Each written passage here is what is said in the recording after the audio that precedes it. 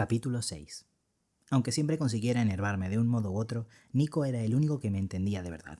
El único con quien podía ser yo mismo, o al menos quien creía que era por entonces. Llevaba a mi lado desde nuestro primer curso de instituto, a los 11 años, cuando un día a la profesora de plástica se le ocurrió la brillante idea de dejarnos elegir libremente los grupos en los que debíamos trabajar para un proyecto de dibujo. En clase no hablaba demasiado con nadie.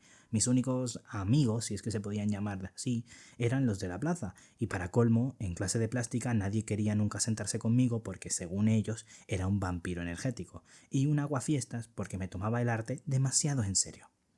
Es decir, que me interesaba por él más que la mayoría de los chicos de mi edad, y quería que la profesora reconociera mis esfuerzos, que alguien viera el talento que, cuando me lo permitían mis inseguridades, quería creer que tenía. Presenciar cómo todos los alumnos corren hacia sus amigos del alma mientras tú, para esquivar las miradas de lástima de la profesora y de alguna otra chica compasiva, pero no lo suficiente como para aceptarte en su grupo, intentas agachar la cabeza como un avestruz, como si así nadie pudiera verte, fingiendo que no sientes miles de puñaladas afiladas en el estómago. Una sensación inolvidable para un niño que acaba de comenzar la secundaria. Sin embargo, y para mi sorpresa, fue lo mejor que me ocurrió en todo el curso. Nico, a quien solo conocía como un chico callado que tampoco había logrado socializar demasiado desde que había llegado al instituto, y yo fuimos los únicos sin quedarnos sin grupo, por lo que la profesora decidió que trabajaríamos juntos, aunque fuésemos solo dos.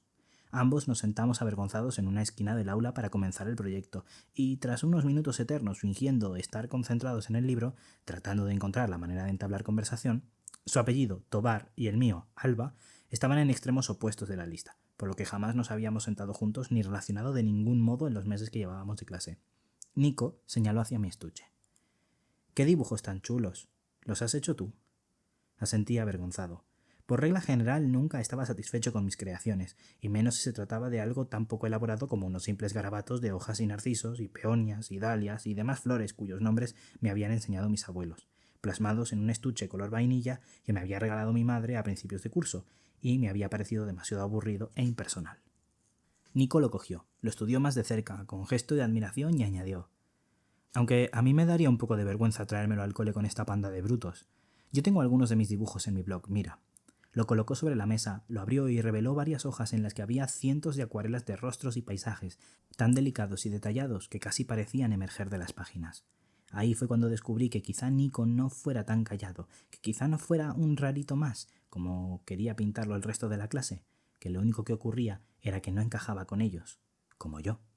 Desde entonces no nos hemos separado. Nuestra amistad floreció literalmente por amor al arte. Y ahora ahí estábamos, en la biblioteca del instituto, pasando un recreo más de tantos, resguardándonos de las pelotas y las hostias voladoras del patio. No nos importaba ser un cliché andante. La biblioteca, tanto la del centro como la del pueblo, era nuestro refugio. Allí, en la del instituto, podíamos dibujar, leer y torear el software que habían instalado en el ordenador para evitar que los alumnos nos viciáramos a juegos online. Y hasta charlar, puesto que la sala estaba casi siempre vacía y la encargada, la señorita Puri, era una profesora a punto de jubilarse, más sorda que una tapia, y no nos oía ni cuando nos dirigíamos a ella. Ese día intentaba desahogarme con Nico sobre los problemas que habían invadido mi hogar, es decir, tú. «Pues a mí me parece que mola tener cerca a un chico así», contestó él a mis quejas sobre los últimos días. Su afición favorita era llevarme la contraria.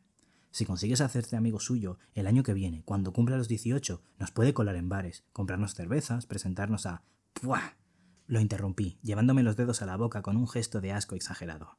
«Pero, ¿a ti desde cuándo te gusta la cerveza? Si es amarguísima. Y tú odias lo amargo. Incluso estuviste a punto de vomitar cuando te dejó probar mi madre el café el otro día, en el desayuno». «A ver, no. Sabe literalmente a pis de mono caliente, pero dice mi primo que te acabas acostumbrando. Y así, cuando podamos pedirla a nosotros mismos, ya nos gustará y no parecemos unos pringaos». Nico sí que era un pensador. Ya quisiera a Francis Bacon. «Tío, que te desvías».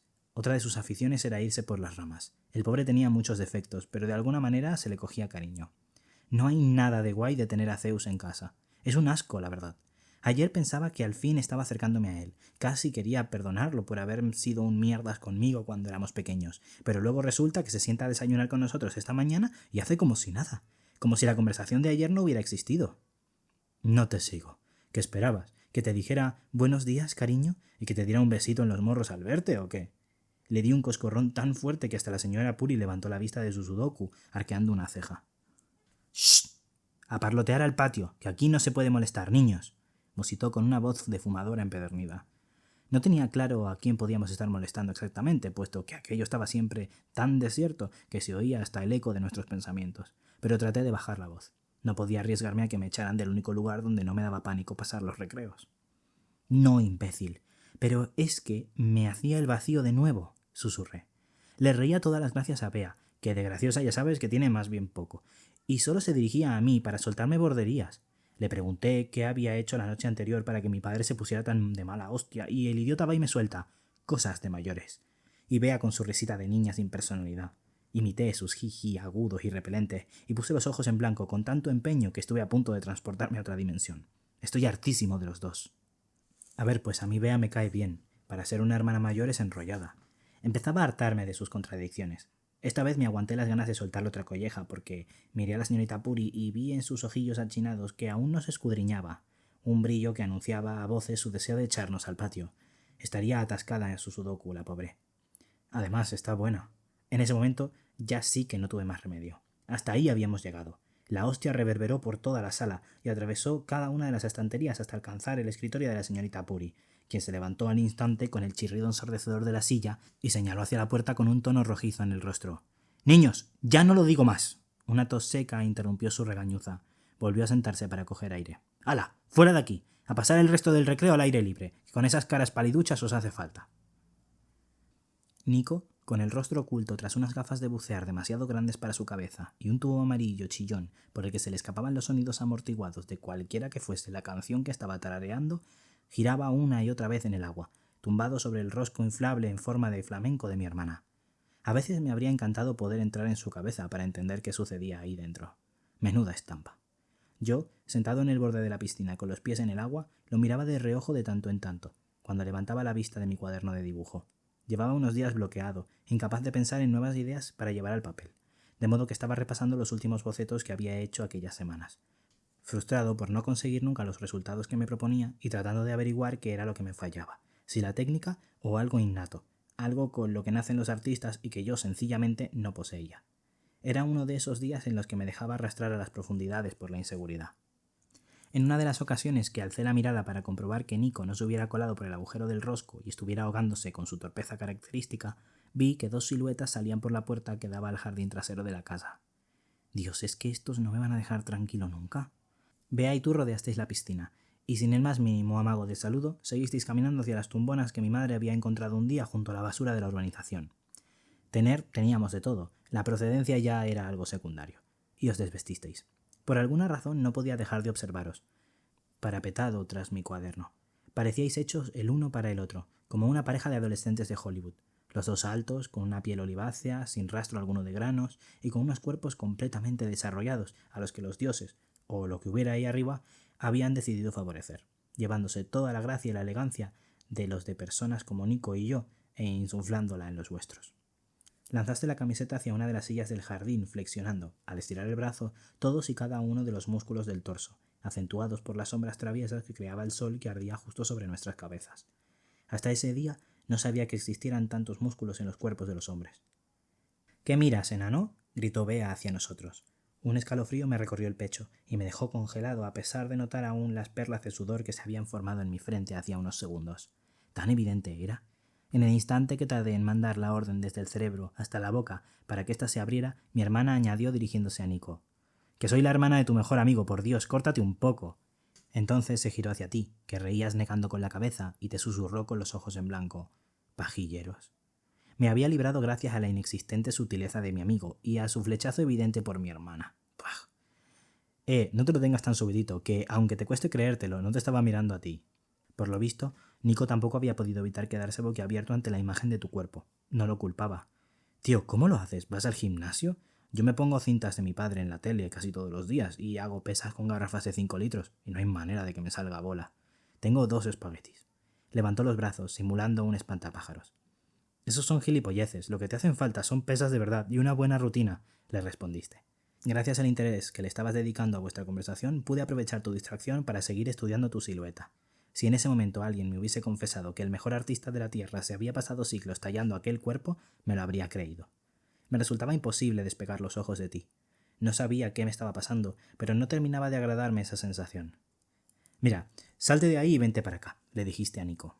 Y quítate las gafas, que menudas pintas, chaval.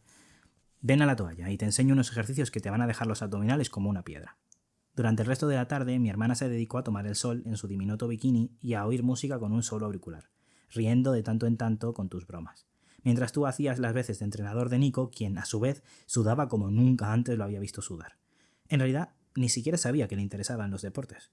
No había pasado ni un solo recreo al aire libre, siempre refugiado conmigo entre estanterías, lápices y libros, bajo la custodia de la señorita Puri. Lo mismo le había picado a él también ese bicho, ese que me había causado mi enfermedad. Lo mismo le estaba empezando a subir la fiebre de la adolescencia y las mutaciones más inesperadas estaban empezando a manifestarse en su cuerpo y en su mente. En cualquier caso, no era eso lo que más me sorprendía, sino que todo el mundo encontrase la manera de acercarse a ti, menos yo. Creía que a Nico se le daba tan mal socializar como a mí, o incluso peor. ¿Cómo había conseguido pasar la tarde contigo con tan buen rollo y, más aún, estando mi hermana delante? No llegué a ninguna conclusión en cuanto a mis dibujos en todo el día. Fingí estar concentrado en ellos, pero mis ojos volvían, como cazados por un anzuelo, hacia su pescador. Empezaba a convertirse en algo personal. Tenía que buscar la forma de llegar hasta ti, de averiguar la combinación, de abrirte. Pero a la vez, por algún motivo que no lograba descifrar, me aterraba acercarme. Cada vez que me percataba de que me había distraído de nuevo con la escena que se estaba desarrollando en el jardín, volvía la cabeza hacia el cuaderno y seguía simulando interés en él. Pero no aguantaba más de 5 minutos antes de que el imán de tu piel desnuda me atrajese de nuevo. En una de esas ocasiones oí a Nico decir: «Oye, el viernes que viene íbamos a ir a la Cala del Pino para celebrar el comienzo de las vacaciones. ¿Os venís?». Y entonces, aunque en parte creía estar resentido con Nico por haber conseguido dar 10 pasos en el tiempo en el que yo había dado medio y por haberos invitado a ambos a un plan privado, caí en que, en realidad, Nico me estaba haciendo mi cometido mucho más fácil. Él sería mi puente hacia ti.